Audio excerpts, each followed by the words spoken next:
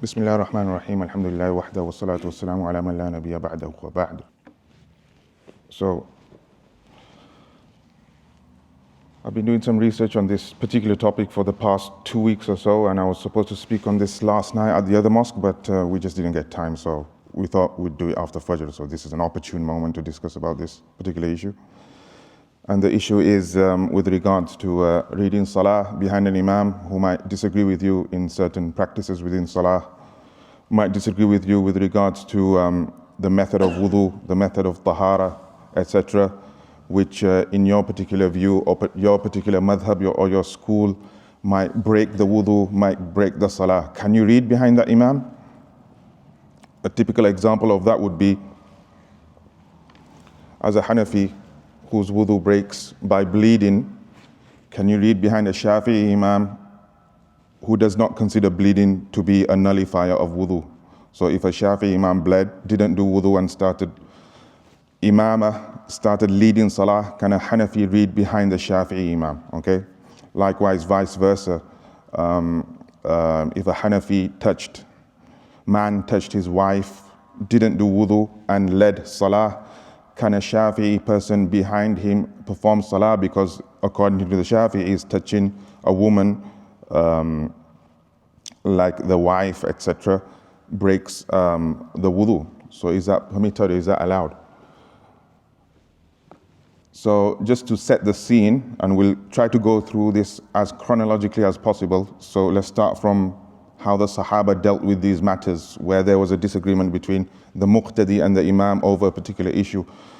So the main narration on this matter is the narration of the incident between ʿUthmān radiallahu anhu when he was the Khalifa and Abdullah bin Mas'ud radiallahu anhu. And the tradition was, up to that time, that in Hajj, in Mina, for Dhuhr, Asr and Isha, how many units of prayer to be performed? Is it 4 or 2? Is it 4 or 2? In Hajj, when you go for Hajj, is it 4 or 2? It's 2. The Prophet ﷺ performed 2, Abu Bakr radiallahu anh performed 2, Umar radiallahu anh performed 2, and the beginning of Uthman's Khilafah, he also performed 2 for Dhuhr, Asr, and he shortened the prayer basically, and Isha. Later on in his Khilafah, Uthmān radiallahu anh started reading 4.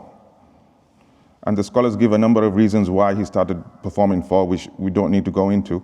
But Abdullah bin Mas'ud radiallahu anh, who was one of the most tenured Sahaba, he was a Sahabi right from the beginning, from the Meccan period, he disagreed with this. And when he heard of Uthmān radiallahu anh initiating this practice, he said, "Inna lillahi wa inna ilayhi raji'un."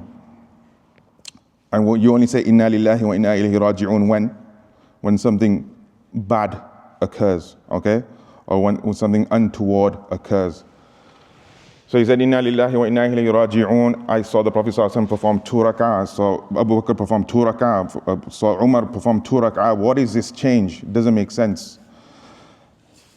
But when Uthmān radiallahu anh stepped forward as the Khalifa, and he was the Khalifa at the time, what did Abdullah bin Mas'ud do? Did he refuse to read Salah behind him?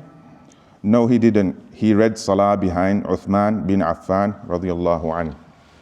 So the people around Abdullah bin Mas'ud came to him and asked, "You just condemned him for doing what he did, and now you're reading Salah behind him. That doesn't make any sense." So Abdullah bin Mas'ud said, as per some versions of this narration, it's recorded in Al-Athar by Imam Abu Yusuf, it's also in Musannaf Abdul Razzaq, it's also in Abu Dawood. He said his famous statement, "Al-khilafu sharrun."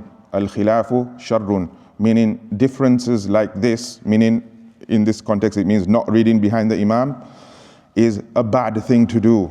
It's even worse than having a disagreement like this in a scholarly matter. So I'd rather stick to the Jama'ah, I'd rather stick to the Imam compared to holding on to my personal view and reading Salah by myself. Okay? So this is one of the most strongest precedents for observing Salah as a muqtadi, as a follower behind the Imam, even though you disagree with the Imam on a scholarly matter, on a particular legal subsidiary on a fiqhi matter. And this hadith is in, as I mentioned, not only in Athar by Abu Yusuf and Abdul Razzaq and Abu Dawud, but it's also in Bukhari. It's in Sahih al-Bukhari. The word is Sallaytu ma'a Rasul. This is Abdullah bin Mas'ud saying, Istarja'a, meaning he said, Inna lillahi wa inna ilayhi raji'un. Then he said, Sallaytu ma'a Rasulillahi biminan rak'atayni. وصليت مع أبي بكر بمنى ركعتين وصليت مع عمر بن الخطاب بمنى ركعتين. I read 2 rak'ahs behind the Prophet, I read 2 rak'ahs behind Abu Bakr, I read 2 rak'ahs behind Umar. فليت حظي من 4 ركعات ركعتان متقبلتان. So I hope that any 2 of these 4 rak'ahs which I'm reading behind Uthman, those 2 are accepted as part of my fard prayer in the eyes of Allah. Okay? So obviously you shouldn't do that. If you're a traveler, especially if you're a Hanafi, especially if you're of that view, you have to read 2 rak'ahs if you're a traveler for Dhuhr, Asr and Isha. Okay? Reading 4 is like going against an obligatory act in Salah, which is to observe Salam at the end of the 2 rak'ah. Okay? And this hadith is also in Bazzar, Musnad of Bazzar. He is also a 3rd century muhaddith like Bukhari and Muslim. Now some people say the reason why Abdullah bin Mas'ud read behind Uthman is because Uthman was the Khalifa and you shouldn't go against the Khalifa. Therefore he read behind him. Had it been anyone else, he wouldn't have read behind him. This is incorrect. This is incorrect. Abdullah bin Mas'ud, if anyone knows anything about his biography, he went against Uthman in many issues, not just this issue. And in some issues his disagreement was so severe, he actually went against his explicit orders. Abdullah bin Mas'ud wasn't a man to buckle, okay? He wasn't a man to buckle. And for scholarly reference, those who are aware, when the Quranic compilation occurred during the time of Uthman radiallahu anhu, and Uthman radiallahu anhu ordered the burning of the non-canonical masahif, which were in circulation at the time, Abdullah bin Mas'ud refused. He refused to burn his mushaf, and he told his students in Iraq and in Kufa that keep your mushafs as they are and go meet Allah with your mushafs as they are. There's no need to burn your mushafs. Obviously, Abdullah bin Mas'ud's opinion was not accepted amongst the Sahaba, and Uthman radiallahu anhu's practice was implemented. But this is indicative that Abdullah bin Mas'ud didn't just read Salah behind Uthman bin Affan because he was the Khalifa, no. Okay?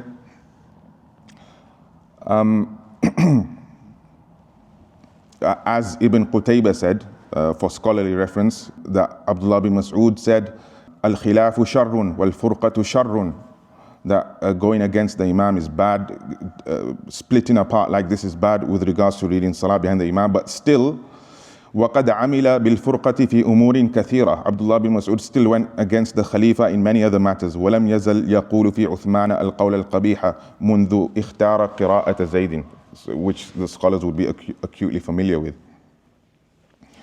In another hadith, the Prophet ﷺ said, this is in Bukhari, يُصَلُّونَ لَكُمْ فَإِنْ أَصَابُوا فَلَكُمْ وَإِنْ أَخْطَأُوا فَلَكُمْ وَعَلَيْهِمْ. They lead your salah for you, or they pray your salah for you, meaning the Imams. If they are right, then it is to your benefit, meaning your salah will be accepted. وَإِنْ أَخْطَأُوا, if they read wrong, فَلَكُمْ وَعَلَيْهِمْ, then the responsibility of the Imam's error is upon the Imam. Your salah will still be accepted, falakum, okay? And this is one of the main pieces of evidence against suggesting that salah behind the Imam is valid, regardless of what the Imam does, so long as he's a Muslim and so long as his practice is within the realm of acceptability or tolerance or scholarly practice. In addition, there's a story recorded with regards to Imam Abu Yusuf, one of the probably the most famous student of Imam Abu Hanifa. He read behind the Abbasid Khalifa Harun al-Rashid, and Harun al-Rashid led Salah after he bled. He led Salah after he did hijama on his body. Obviously hijama involves blood leaving the body. So this breaks wudu according to Abu Yusuf. But Abu Yusuf still read behind Harun al-Rashid, okay? Now, some people would dispute this, saying that this is not authentically referenced from Abu Yusuf. There's no mention of this in the early Hanafi sources. But nonetheless, this is recorded in later Hanafi sources, and it's also recorded by authentic scholars who are considered to be authentic in their recording of events, like Ibn Taymiyyah and others. So many later scholars have recorded this event.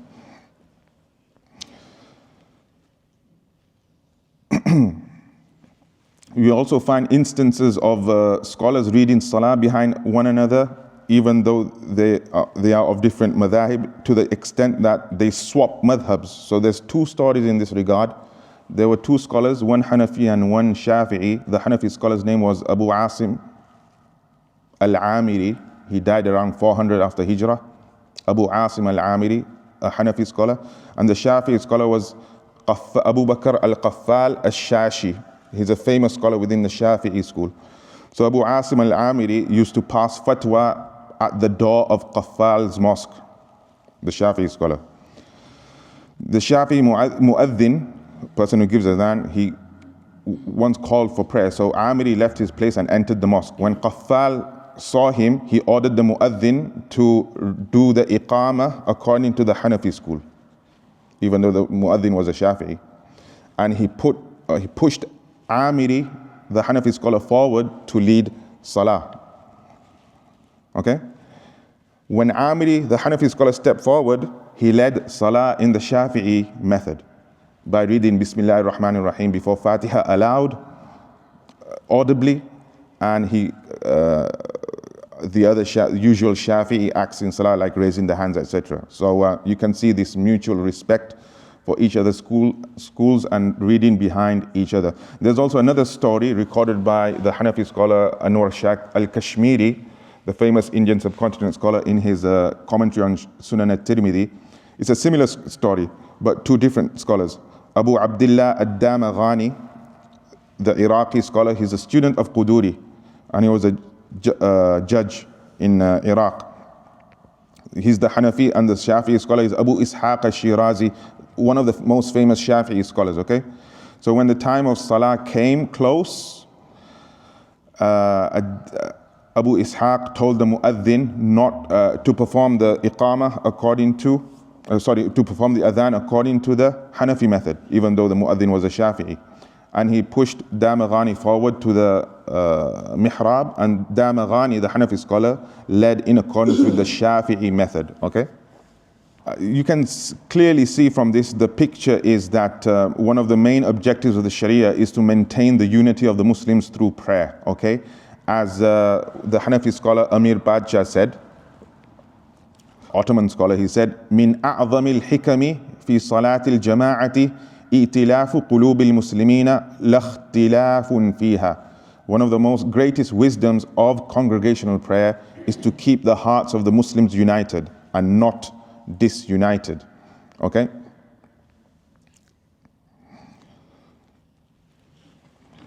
Imam Ahmad ibn Hanbal said, so Imam Ahmad ibn Hanbal was of the view that bleeding does break wudu. Okay? So the question was put to him was, what if the Imam bled and he didn't do wudu? Would you read behind him? So Imam Ahmad said, كيف لا أصلي خلف مالك وسعيد بن المسيب. How can I not read behind a scholar like Imam Malik, who had passed away before his time, and Sa'id ibn al-Musayyib, probably the most greatest tabi'i, the greatest scholar after the Sahaba, both scholars of Medina, Imam Malik and Sa'id ibn al-Musayyib. So even though he had a fundamental disagreement with them with regards to the issue of bleeding and wudu, he still said that if a scholar like Imam Malik bled and led Salah, or if a scholar like Sa'id ibn al-Musayyib bled and led Salah, I would still read behind them. I would still read behind them. And there's a number of scholars who've recorded the consensus of scholars, the early scholars, with regards to reading Salah behind someone who goes against you or your positions in fiqh, like Al-Maziri from the Malikis, he recorded consensus. And likewise, Imam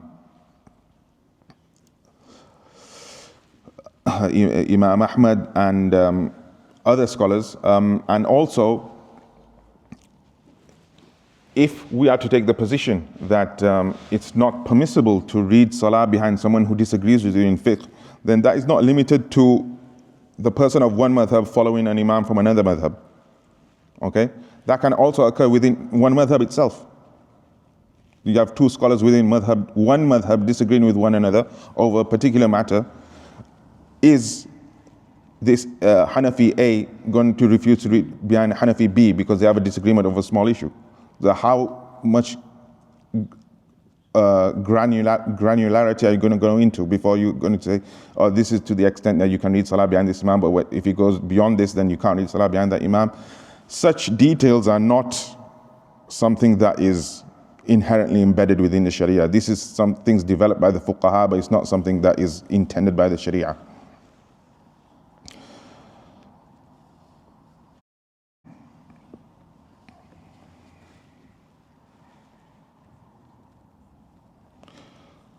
From the Hanafi scholars, Ibn Abil Izz said the same, and with regards to the statement of the author of Al-Hidayah, and in Al-Hidayah, the author mentioned the famous Hanafi primer, which is Hanafi text, which is taught in the madaris and the seminaries. In Al-Hidayah, he said that if the Shafi'i Imam in Ramadan does qunut, and they do qunut in 15 days of Ramadan, in Fajr, okay, the last 15 days, I believe, and the Imam does qunut, what should the Hanafi do standing behind the Imam? The author of Hidayah said he should sit down and wait for the Imam to go into sujood. So whilst the Imam's doing qunut standing after ruku, the Hanafi should just sit down and not follow the Imam standing. So Ibn Abil is commented on this, and he said, you try to go against the Shafi'i Imam because in your belief, he's gone against the Sunnah. But where did this act come from that you should sit down and wait for the Imam? Where is that in the Sunnah? So to run away from the disagreement with the Shafi'i, you're committing an act which nobody said. It's not in the hadith. Okay? So scholars have always been calling out such views, as such errant views, where in order to preserve the sanctity of your madhab, you do something which is completely beyond the pale.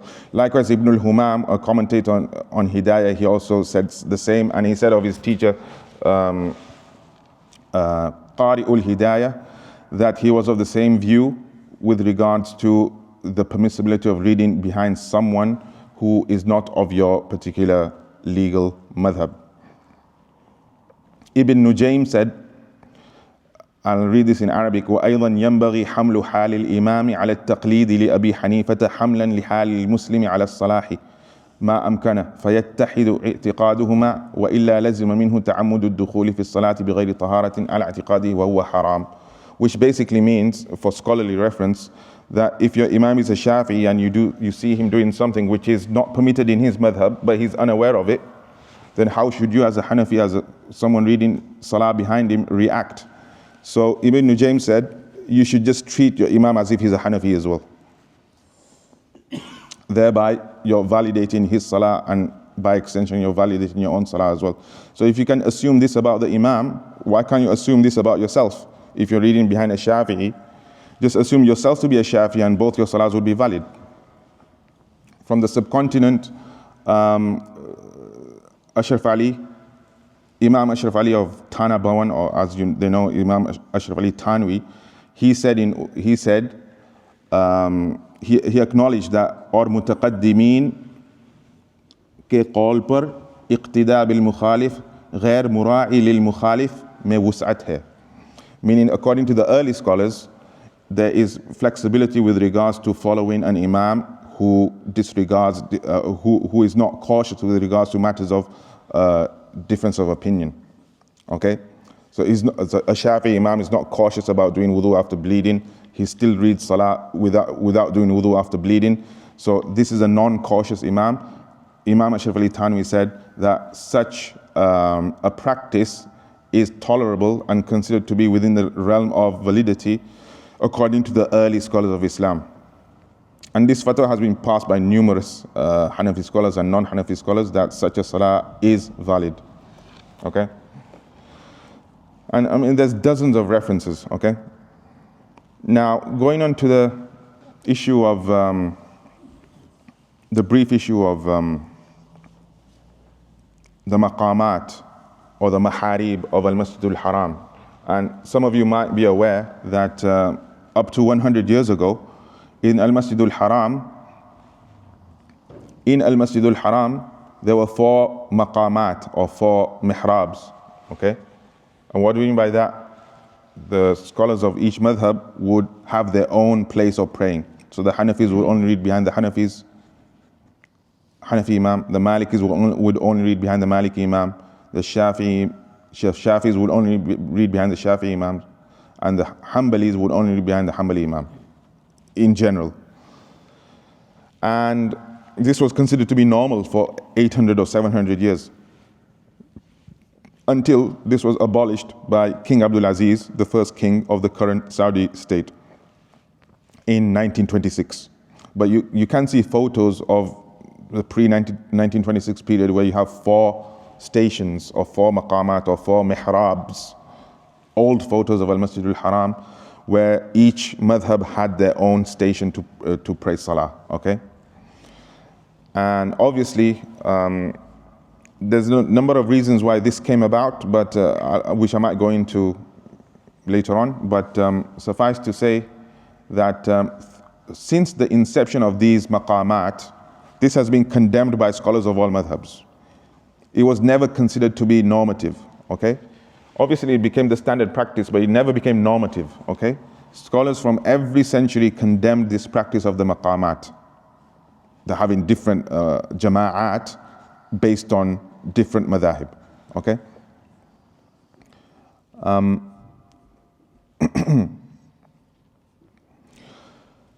Now, obviously, the issue that faced them, the proponents of the maqamat, was the issue of takrarul jama'ah, which is the repetition of the congregation in the mosque, which is considered to be undesirable and makruh by scholars of all madhahib, okay? So if we just read Fajr, if someone else wants to start reading Fajr on the same musalla here, that is considered to be makruh. If they want to read Fajr, if they missed it and they came late to the mosque, they should read somewhere in the corner or in another room, okay? So how can they justify this, having 4 different main congregations going on at the same time or close to one another in al-Masjid al-Haram, no less? So the way they treated this is by saying that this is not a repetition of jama'ah in a single mosque, but rather these 4 maqamat are to be treated like 4 mosques. So you're not repeating the jama'ah within the same mosque. These maqamat represent different mosques. So on the Hanafi side, the Hanafi station is a different mosque. The Shafi'i station maqam is a different mosque. The Hanbali mihrab is a different mosque, and the Maliki maqam is a different mosque. So just to justify to themselves, they said al-Masjid al-Haram is actually 4 mosques. And this is what a staunch Hanafi Ottoman scholar, a Mufti of Makkah, he said in his book Al-Aqwal al-Mardiyah. His name was Birizada. He said, وَمَسْجِدُ مَكَّةَ الْمُشَرَّفَةِ فِي حُكْمِ أَرْبَعَةِ مَسَاجِدَ. Technically, al-Masjid al-Haram is like 4 mosques. So this side is the Hanafi mosque, this side of the Kaaba is the Maliki mosque, this side of the Kaaba is the Shafi'i. I mean, make of it what you want. وَالْمَدِينَةُ, or you can say وَالْمَدِينَةِ, when in Masjid al-Madinati fi hukmi masjidain. And the mosque in Medina, al-Masjid al-Nabawi, is technically like 2 mosques, because in Medina, in his time, there were 2 imams, the Hanafi imam and the Shafi'i imam, okay? So based on the different congregations that were going on, based on that, we're going to treat each as if they're happening in separate mosques. I mean, nowadays, some of us might consider that to be weird, but back then it was normal, okay? There's numerous scholars who allowed following an imam who is not of your madhab, reading salah behind that imam, okay? And this is now well known and has been documented. For example, Dr. Yusuf Shabir on his website, Islamic portal, he records numerous Hanafi scholars from the time of Shah Waliullah who allow this format of salah, reading behind someone who is not of your school, okay? I'm just flicking through this because the number of scholars who've allowed this type of salah, reading behind someone who's not of your madhab, are too numerous to mention, okay?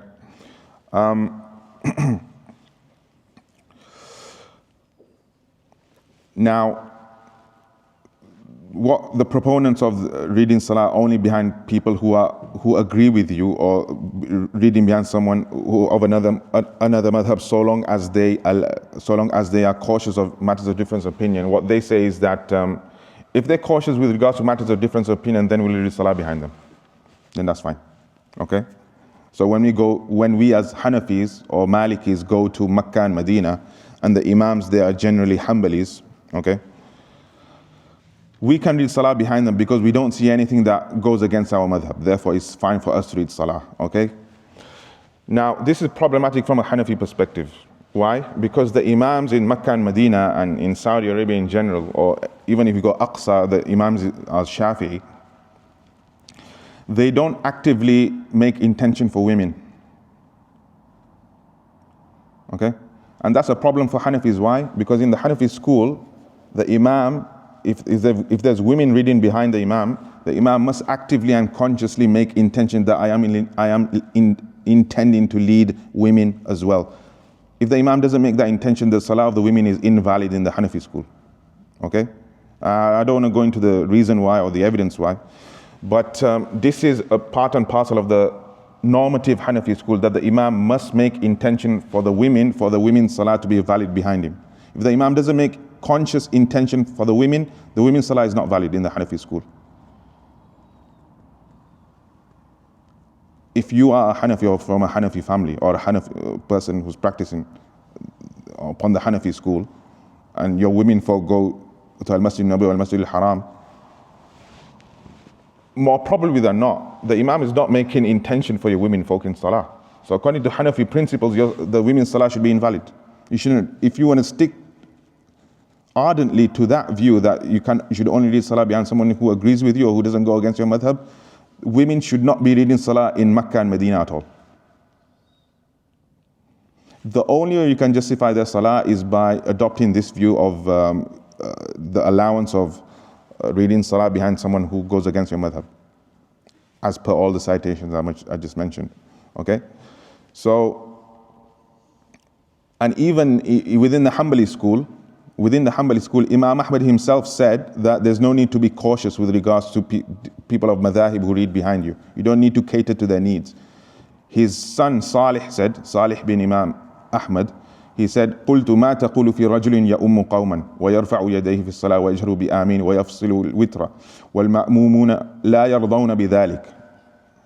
The followers do not like the fact that the Imam is doing all of these things, like raising the hands, reading Ameen aloud, reading witr separately, 2 and 1, not 3 consecutively. وَالْمَأْمُونُونَ لَا يَرْضَوْنَ بِذَلِكَ وَمِنْهُمْ مَنْ يَرْضَى حَتَّى إِنَّ أَحَدَهُمْ لَيَتْرُكُ الْوِتْرَ لِحَالِ التَّفْصِيلِ ويخرج من المسجد فترى أن يرجع إلى قول المأمومين أم يثبت على ما يأمره أهل الفقه. So should he cater to the needs of people reading behind him, or should he just stick to what he believes in? So Imam Ahmad said, بل يثبت على صلاته ولا يلتفت إليهم. He should stick to what his own madhab says, or what his own view is, and he should give no consideration to the people reading behind him. So the Hanbalis by default are not obligated to cater to the needs of a non-Hanbali reading behind them. Okay? Now, just to give you a quick overview with regards to when the maqamat started in Al-Masjid Al-Haram, they started around 450 to 500 after Hijrah. Okay? 450 to 500. So before that, before 450, there were no mihrabs, there were no maqamat. Okay? There was just one Imam. And initially, the split occurred between the Hanafis and the Shafi'is. So the Hanafis had their own Imam, the Shafi'is had their own Imam. In the year 488, the Malikis got their first Imam. So then there were 3 mihrabs. And then the Hanbalis got their first Imam as well. So there were 4 mihrabs. Although for the Hanbalis, they had some difficulty initiating their own mihrab or their own maqam, because they were actually persecuted by the Hanafis, believe it or not.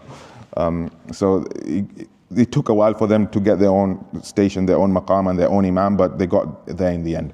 Okay? And the reason why this occurred from one Imam, right from the conquest of Mecca up to 450 or 500, the reason why that occurred is because the Shi'i Buwayhids seized control over the Abbasid Khilafah, okay? So they were pulling the strings and they were calling the shots. As a result, a lot of scholars fled from Iraq, where the capital of the Islamic State was, and they also fled from Hijaz, okay? So Buwayhids had great influence over the politics of that era. So the prominent scholars didn't want to be persecuted. So they left Mecca and Medina and they settled elsewhere, like in Egypt and in Yemen and other places, okay? As a result, scholars who were not prominent in their knowledge, they took over religious affairs in Mecca and Medina and elsewhere. And as a result, they weren't as scrupulous when it came to inter-madhhab tolerance. So they just gravitated towards what they knew, and their followers started having their own jama'at, and they didn't understand that this type of salah format is valid, and therefore this gave rise to the different jama'at and different maqamat going on, okay? And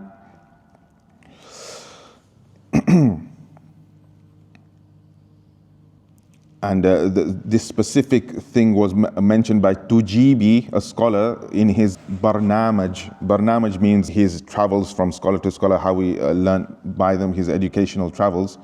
So he said, وَهَذَا كُلُّهُ مِنَ الْبِدَعِ الَّتِي حَدَثَتْ بِهَذَا الْحَرَمِ الشَّرِيفِ وَلَمْ يَكُنْ فِيهِ في زمن السلف الصالح شيء من هذا لأن أهل العلم قد نقلوا أن مكة لم يجمع فيها الصلاة المفروضة بالحرم الشريف بإمامين في حالة واحدة ولا جماعة بعد جماعة من زمن أمر النبي صلى الله عليه وسلم عتاب بن أسيد عام الفتح سنة 8 إلى أن غلب الديلمي على العراق فتفرق العلماء.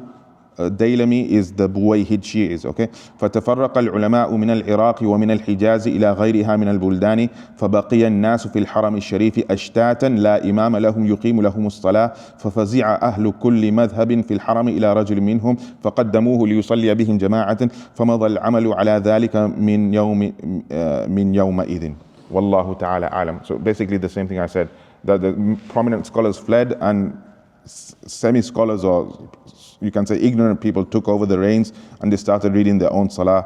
People of each madhab started reading salah behind one another to the exclusion of others.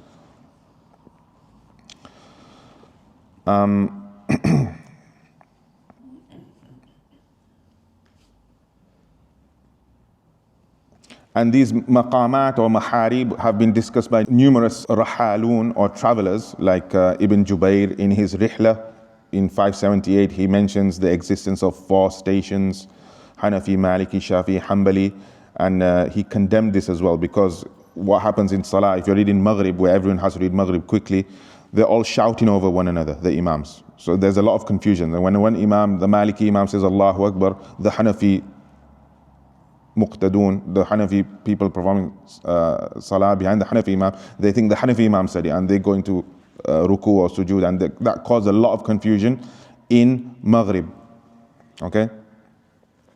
Ibn Jubayr said, فَرُبَمَا رَكَعَ الْمَالِكِيُّ بِرُكُوءِ الشَّافِعِيِّ وَالْحَنَفِي أَوْ سَلَّمَ أَحَدُهُمْ بِغَيْرِ سَلَامِ إِمَامِهِ. So there was a lot of confusion for centuries on end. Also, Ibn Battuta, the famous traveler, he also records the existence of 4 maharib, and there was also another station for the Shia. Okay, so there were 5. Also in Taqiyuddin al-Fasi, an 8th century scholar from the Maghrib, in his book Shifa'ul Gharam, he records the existence of 4 maharib, and he severely condemned it. He severely condemned it. It's a long passage in his book, Shifa'ul Gharam, for scholarly reference. And also, in the book by Qutbuddin al-Hanafi, who died in 990, al-Nahrawani, in his book Al-I'lam bi-A'lami Baytillahi al-Haram, he also records this, and he also acknowledges that a lot of scholars from Egypt and a lot of Hanafi scholars condemned this practice of having 4 different stations for 4 different jama'at for the 4 madhahib.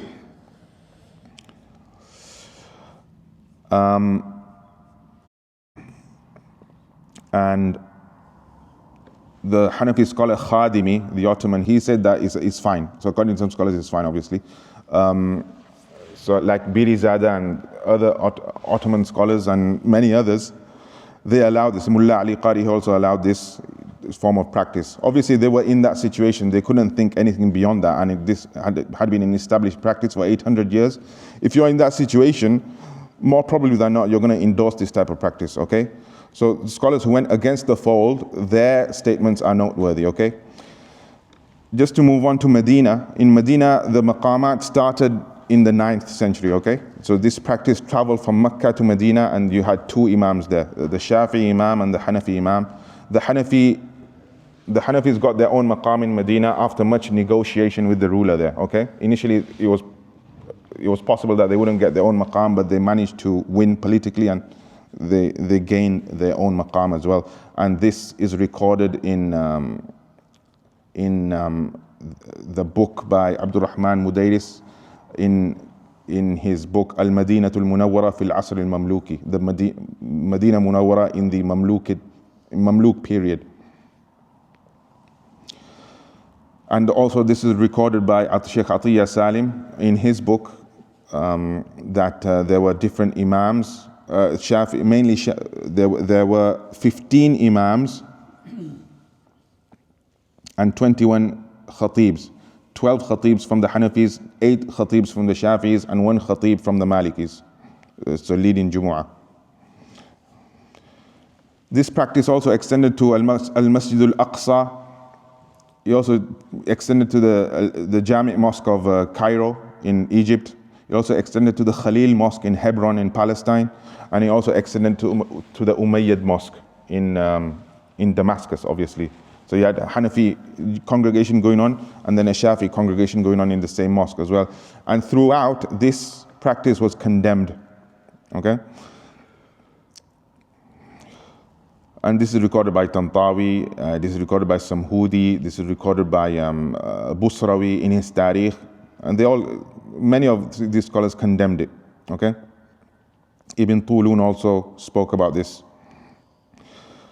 Ahmad Shakir, the Egyptian scholar from the recent century, he also severely condemned this practice showing up in Egypt, okay? And he says that this practice was adopted from Mecca. We don't want any bit of this, any part of this. Then he later learned that King Abdulaziz had abolished this practice in Mecca, and he thanked him for that. Ahmad Shakir, he was trained as a Hanafi scholar, by the way, even though he's not identified usually as a Hanafi, but he's a Hanafi, a trained Hanafi scholar. So he said in his footnotes on Tirmidhi, فشد بدعة منكرة في الجوامع العامة مثل الجامع الأزهر والمسجد المنسوب للحسين وغيرهما بمصر ومثل غيرهما في بلاد أخرى فجعلوا في المسجد الواحد إمامين راتبين أو أكثر. Okay, there's two different imams in one single mosque. So he condemned this. And he goes on to say, وكلهم آثمون, they're all sinners, yet they think they're doing something good. وهم يحسبون أنهم يحسنون صنعا. So as I mentioned, this practice in Mecca was abolished in 1926, and King Abdulaziz consulted with the then scholars, and they all agreed that there should only be one imam in Mecca. And in a nutshell, there are still those who say that reading Salah behind a scholar of a different madhab is invalid, or it's makruh, or you should at least ascertain that they don't go against your madhab in any specific fundamental matter. However, if that is seriously going to be your view nowadays, then essentially what you're calling for is the re-establishment of the maqamat and the maharib in any society where there are multiple madhabs being practiced. Because if that is your view, that is the only way your salah is going to be complete and fulfilled in the most complete manner, then essentially what you're calling for is the re-establishment of the maharib. So if you're in Crawley here, and you have Muslims from different backgrounds of different madhabs, essentially what you're calling for is what? The Shafis have their own imam, they read over there. The Hanafis have their own imam, they read over there. If you have some Maghribis in your community, the Maghribis should have their own imam, and they read over there. Is that seriously what we're asking for nowadays? Is this what the Muslims need? That you have different jama'at going on in the same mosque? Throughout the ages, this has been condemned. Even with the support of 800 years of continuous maqamat existence in Al-Masjid Al-Haram, no less, in Mecca, scholars still condemned it throughout this period. So just because something existed in Mecca doesn't justify that practice, okay? And alhamdulillah, scholars throughout the ages, across all madhabs, condemned it. So much so that many scholars are on the record of reading salah behind an imam of another madhab in al-Masjid al-Haram when the 4 maqamat were in place, because it was the first jama'ah. They would consider the first jama'ah to be the legitimate and formal jama'ah of that mosque, and the jama'at after that would be, in their view, makruh. So you should go with the first jama'ah in the mosque. The Hanafis would read behind a Shafi'i because the Shafi'i Imam had the first jama'ah. In Dhuhr, for example, when it came to Maghrib, the Hanafis would read the earliest, okay? They don't have the 2 rak'ah after the adhan. Therefore, many scholars would join the Hanafi jama'ah, okay? They wouldn't wait for their own school's Imam to lead salah, okay? There's many more details to this, and I've gathered like 70 pages of notes, so I don't have time to go through everything, but I hope this gives you a picture of where this idea of reading or sticking to the imam of your own school came from, okay? It didn't come out of a vacuum, and it certainly did not come from any serious fiqhi juristic consideration, okay? It came as a result of ignorance, as I mentioned earlier on with regards to how the Buwayhis took over, and that led to suboptimal scholars taking over the reins in Mecca, and this is how the Mihrab were established, okay? Okay, I'll leave you at that, and I'll take questions off camera. Wa sallallahu wa sallam wa baraka ala nabiyyina Muhammad wa ala alihi wa sahbihi ajma'in.